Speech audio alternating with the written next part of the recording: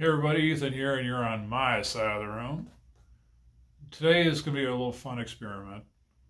Luis at the CSL knows this is coming, but we were talking about it this past weekend, and the question is, which of my basses has the best sustain? So we're going to start with the cheapest. We're going to go in order of cost, all right? So this is my cheapest bass. It's the Sire V3, retailed for about $400. And that's pretty much what I paid for it. I didn't have any special deals or gift cards, whatever, when I got this. J bass, active or passive. I think to make it same comparison, because all my other basses are passive. So I'm going to put this in passive modes on purpose. Then that way it's just passive the whole way. I don't know that active versus passive is going to make a radical difference, because I think the sustain has something to do with just the strings, really. But just to kind of give you a little heads up about how this is all set up, all of my basses use String Joy. I'm not sponsored. I'm just telling you what I use. And if you use something else, that's great. And you have your reasons and I have mine.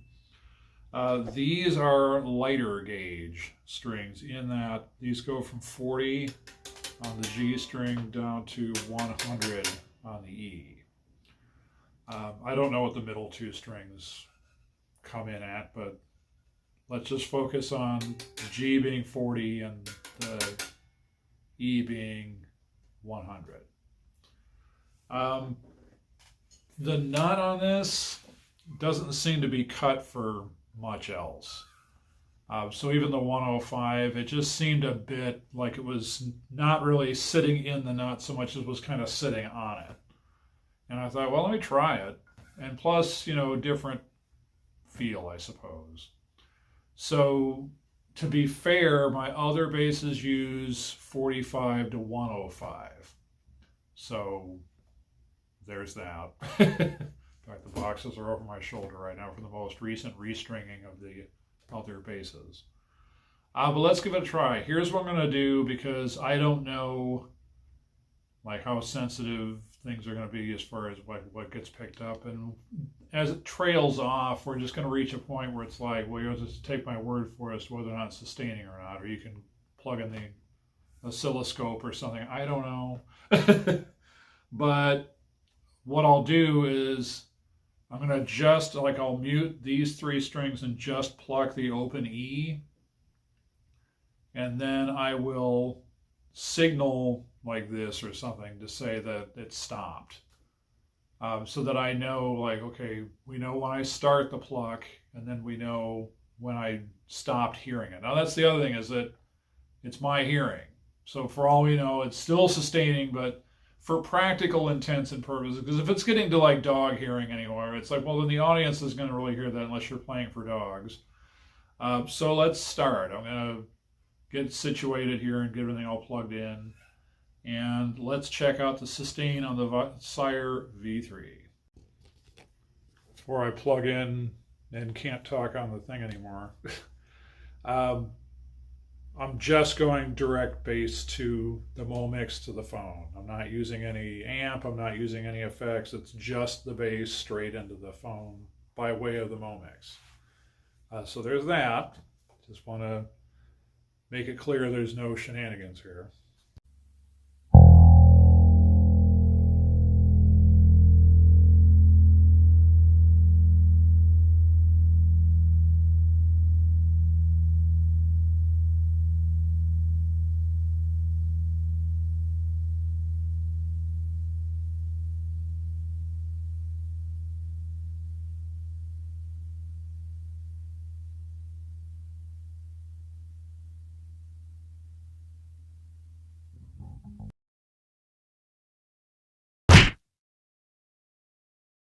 All right, bass number 2 comes in the middle of the range. It's middle. It's my Greco BGWB. I got it from Zemaitis Guitars. This I got on sale for just under 600 shipped. So normally These days on their website, it's kind of around 700 US. But really, truly, to get it like from Japan, normally it's going to be something in the neighborhood of 1,200. Again, 1,200 US, and then that involves getting it shipped from Japan and duty fees and stuff. But let's just keep it just kind of flat here, and we'll say yeah, it retails for around 1,200 normally. But again, I got it for half of that, so I'm super geeked about the space, and I love it so much. All right, this is passive. Now, one thing I didn't talk about the Sire and Ment 2 is that they're both string through, is how I've got them set up. You could do it either way, but I heard string through is better for things like sustain and the resonance and all that, and I didn't have that under the basses before. I was like, oh yeah, give me that string through, so sure, why not? All right, so let's check out the Greco and see how the sustain does on that. Again, muting this stuff, just plucking the open E straight to the phone through the Momix. Not sponsored, just telling you what's going on here so you understand my process. All right, here we go.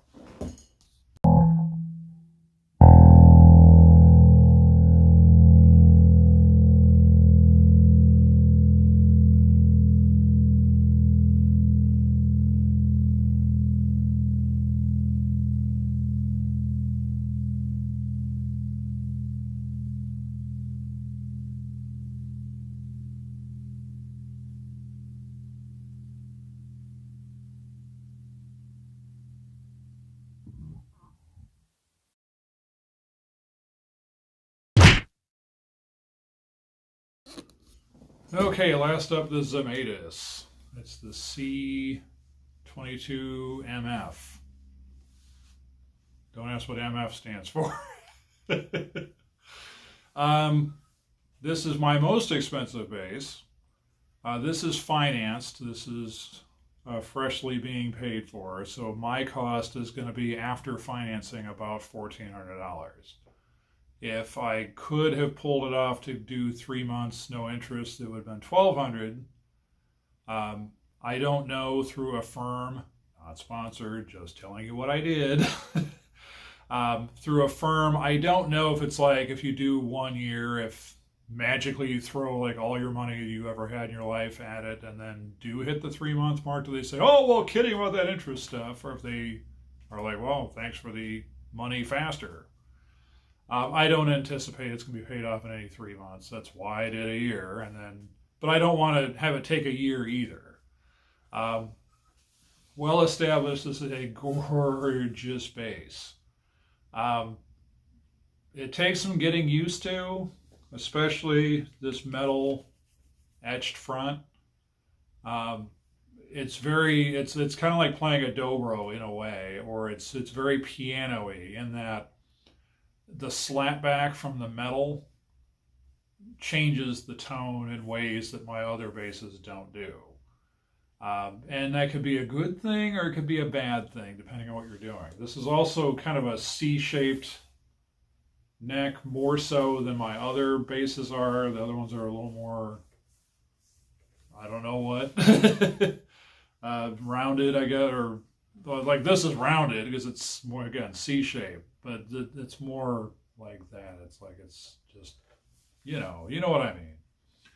All right. Well, the thing is that for my hands, because I've got long fingers, because I'm 6'6" is what I am. So this kind of stuff can get annoying after a while. It's like it really digs into my hand. What it also tells me is that, well, that's probably a technique thing, and I'll have to like figure out other ways to do the fingering, and then I probably won't have these problems. Or my solution has been grab the Greco. All right, well, that being the case, this does not have string through. This is strictly the bridge. But let's check out the sustain on this and see how we do.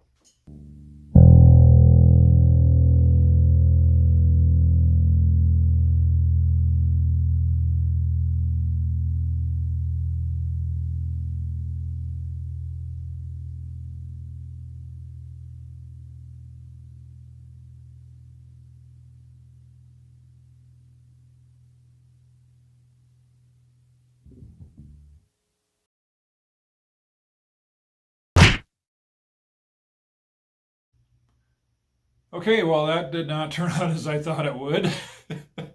Really thought the Zemaitis was going to just still be sustaining while I say this.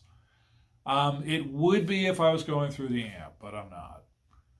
So that was interesting. That string through construction really was the edge, I think. And then the Greco won handily. And that's not just the string through. I also think that the wood that goes into the Greco is superior to the Sire. Is it superior to the Zemaitis? Well, apparently. Zemaitis is Eastern mahogany, whereas the Greco is roasted maple neck, and it's that Pau Ferro fingerboard. And then the body itself is alder. So I guess wood could have been a deciding factor there. It was the same gauge strings between the two of them. As far as my expensive basses go. In the end, though, I think this has been very informative in terms of not only like what string through gets you versus just going straight across to the bridge, but also what your amp is doing for you compared to, like, say, not using an amp, like plugging straight into the board, or in this case, straight into the phone by way of the Joyo Momix. Again, I can't say this enough, the Momix doesn't tone shape, it doesn't do anything other than just boost the signal so you can hear it, basically, and it's not an amplifier. So there's that. Anyway, what did you think? Let me know in the comments. Who did you think was going to win it versus what did? What basses do you think have better sustain than that stuff? And is sustain that big of a deal, I guess? This was just a fun exercise that Luis really wanted the answer to. Well, which of my basses does have the best sustain? And now we have the answer. Officially, it's the Greco, which is good for what I paid for it. I mean, I'd hate to think that the Sire is sitting there getting spider webs and it's like the best bass I own or something, but it isn't. Anyway, and I'll get into that in another video. Anyway, let me know in the comments what you thought. In the meantime, keep learning, keep playing, and I will catch you in the next video.